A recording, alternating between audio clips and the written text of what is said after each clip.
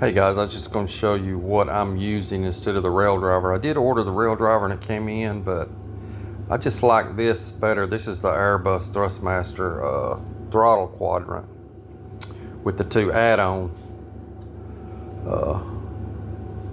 attachments to the side of the throttles in the middle. But this works perfectly with Train Sim World. And I mean very good. And actually within Train Sim World 6, it actually kind of recognizes it as the raildriver. You can see the metal rods here. It's just better made, nothing flimsy. This is the train brake, and you can see here I'm having to use my phone so I can show you everything. It all works flawlessly after calibration. You can see there. And then the dynamic brakes.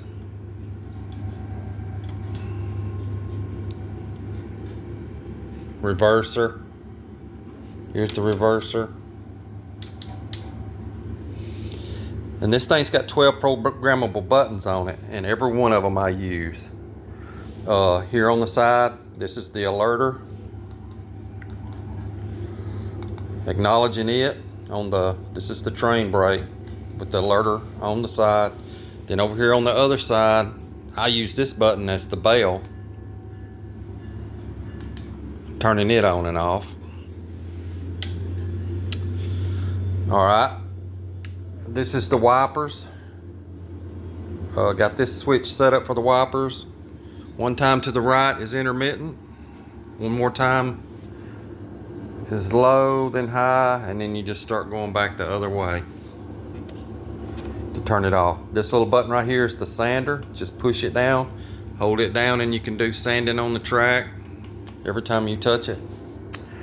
The doors, I got two switches right here. Right side is down, up, opens and closes the doors.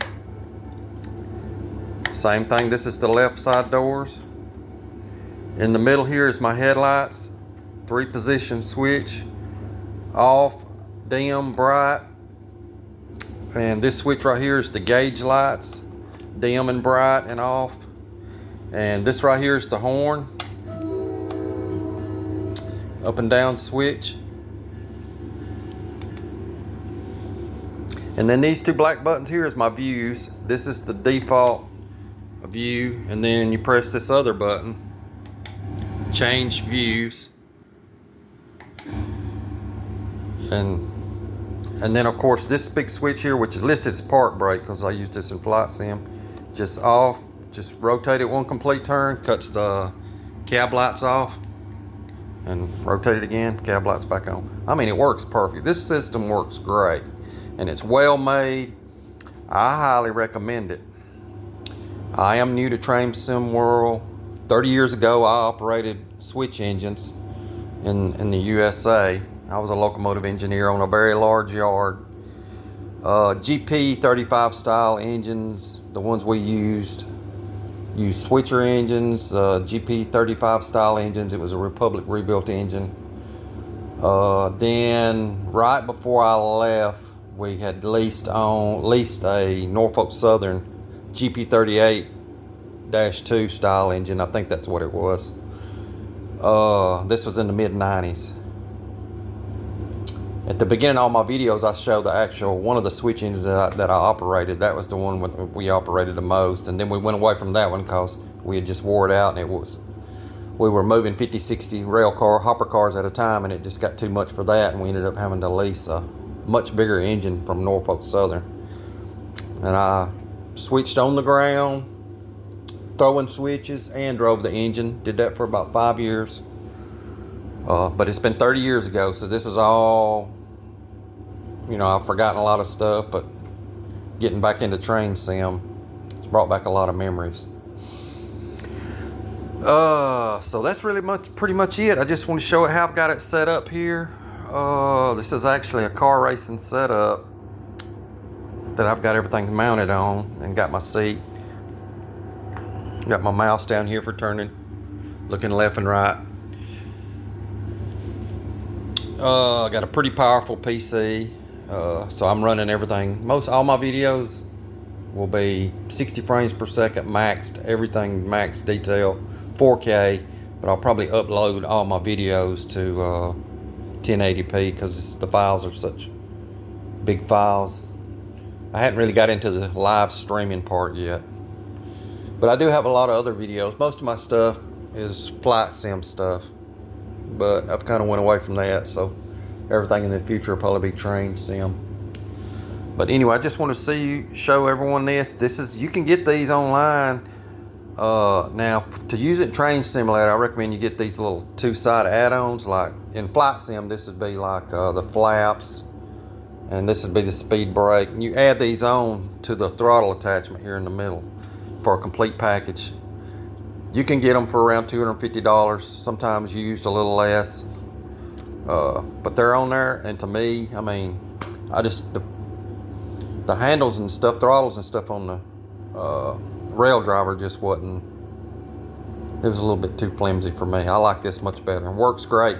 Oh, one other thing, because this is a flight sim throttle, you need to twist this little tab right here to the right, and it takes the detents out, the reverser detents, where it kind of locks and these little flaps come up.